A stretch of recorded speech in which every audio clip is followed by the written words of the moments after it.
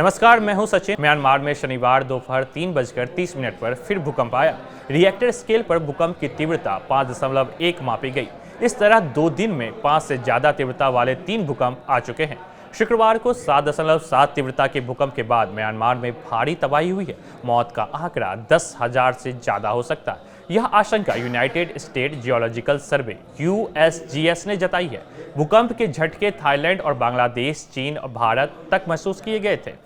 News agency के मुताबिक Myanmar के सैन्य सरकार ने कहा है कि मरने वालों का आंकड़ा 1002 हो चुका है, जबकि 2400 से ज्यादा लोग घायल हैं। उधर थाईलैंड की राजधानी बैंकॉक में 30 मंजिला इमारत गिर गई। इसमें 10 लोगों की मौत हुई है। म्यांमार भूकंप के चलते नेपिदा इंटरनेशनल एयरपोर्ट का एयर ट्रैफिक कंट्रोल टावर गिर गया है। सैटेलाइट तस्वीर में दिख रहा है कि टावर ऐसे गिरा हुआ है जैसे जड़ से जमीन उखड़ गया हो। फिलहाल ये जानकारी नहीं है कि इस टावर के गिरने से किसी तरह के जानमाल का कोई नुकसान हुआ है या नहीं। आशंका है कि भूकंप के समय इस टावर में स्टाफ भी मौजूद हो। शुक्रवार को म्यांमार और थाईलैंड में आए भीषण भूकंप ने इन देशों में तबाही मचा दी है। अब तक आप लोगों को इस आपदा के बारे में जानकारी मिल चुकी होगी, लेकिन बड़ा सवाल यह है कि कौन कौन से देश इस मुश्किल हालात में म्यांमार और थाईलैंड की मदद के लिए आगे आए हैं। आज हम आपको बताएंगे कि भारत और उसके पड़ोसी देश ने किस तरह से इस संकट में सहायता भेजी है। आइए जानते हैं विस्तार से। भारत के प्रधानमंत्री नरेंद्र मोदी ने इस त्रासदी के तुरंत बाद गहरी चिंता व्यक्त की। उन्होंने सोशल मीडिया प्लेटफॉर्म एक्स पर पोस्ट किया कि म्यांमार और थाईलैंड में भूकंप के बाद पैदा हुई स्थिति से वे चिंतित हैं और सभी की सुरक्षा और भलाई के लिए प्रार्थना करते हैं। उन्होंने कहा कि भारत हर संभव सहायता प्रदान करने के लिए तैयार है। इसके साथ ही प्रधानमंत्री मोदी ने भारतीय अधिकारियों को सतर्क रहने के निर्देश दिए हैं और विदेश मंत्रालय को म्यांमार और थाईलैंड के सरकारों के संपर्क में रहने के लिए कहा है। भारत ने तत्काल राहत अभियान शुरू किया। भारतीय वायुसेना ने अपने C-17 ग्लोब मास्टर विमान को स्टैंड बाय पर रखा, जबकि IAF C-130J विमान के जरिए म्यांमार को 15 टन राहत सामग्री भेजी है।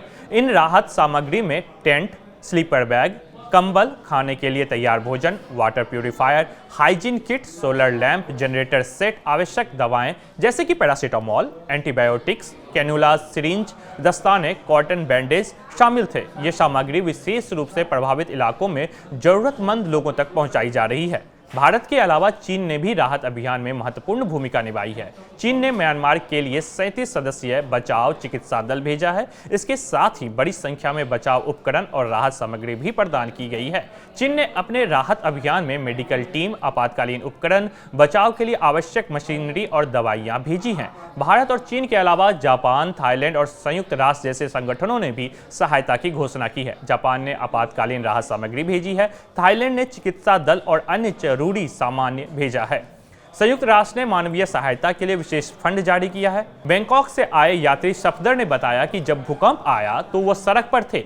एक इन्फिनिटी पूल से पानी गिरने लगा, जिससे लोग घबरा गए थे। कहीं भी इमारत गिर सकती थी, इसका डर बना हुआ था, लेकिन ऐसा कुछ हुआ नहीं। कुछ घंटों के लिए सार्वजनिक परिवहन बंद कर दिया गया था, लेकिन अब स्थिति सामान्य है। यात्री रंजन बनर्जी ने कहा कि जब यह हुआ तब आपातकालीन स्थिति थी। मॉल और दफ्तर खाली करवाए गए थे। मेट्रो रेल सिस्टम भी बंद कर दिया गया था। दिल्ली में विदेश मंत्रालय के आधिकारिक प्रवक्ता रणधीर जायसवाल ने बताया कि भारत ने ऑपरेशन ब्रह्मा लॉन्च किया है। इस ऑपरेशन का नाम सृजन के देवता ब्रह्मा के नाम पर रखा गया है, क्योंकि यह म्यांमार के पुनर्निर्माण में भारत की सहायता को दर्शाता है।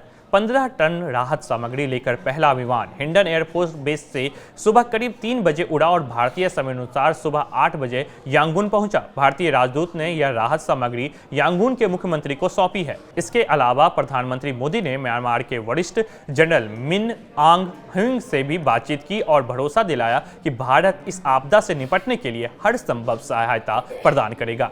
म्यांमार और थाईलैंड में आए इस विनाशकारी भूकंप के बाद भारत अन्य पड़ोसी देशों ने त्वरित राहत भेजकर फिर एक बार मानवीय सहायता का उदाहरण पेश किया है। इस तरह की आपदा में अंतर्राष्ट्रीय सहयोग बहुत जरूरी होता है। आपको क्या लगता है, इस कठिन समय में और कौन कौन से देश आगे आएंगे? अपनी राय हमें कमेंट सेक्शन में जरूर बताएं। अगर आपको यह जानकारी उपयोगी लगे तो आप इस